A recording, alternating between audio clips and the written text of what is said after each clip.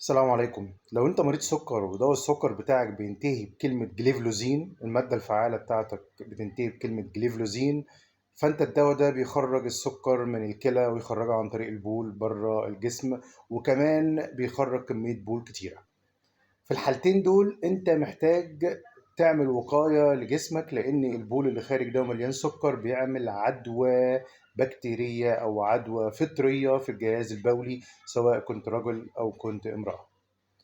علشان ما يحصلش العدوى دي وتحصل فطريات في الجهاز التناسلي او يحصل التهابات بكتيرية وصديد وما شابه ذلك، فانت محتاج تشرب كمية مية كتير علشان تساعد على ان السكر ده يخرج بره على طول. ما تخليش السكر متخزن ابدا في البول عندك. اول ما تحس ان انت عايز تعمل حمام على طول تروح الحمام. لازم تطهر او تنظف المكان ده كويس جدا جدا، سواء كنت راجل او امرأة. لازم تطهر كويس جدا جدا وتنشف كويس جدا جدا. يبقى نشرب ميه، ننظف المكان ده كويس جدا، ننشف المكان ده كويس جدا، وان شاء الله بالشفاء ما تحصلش ولا عدوى فطريه ولا عدوى بكتيريه. هحط لك صور الادويه دي في اخر الفيديو. السلام عليكم.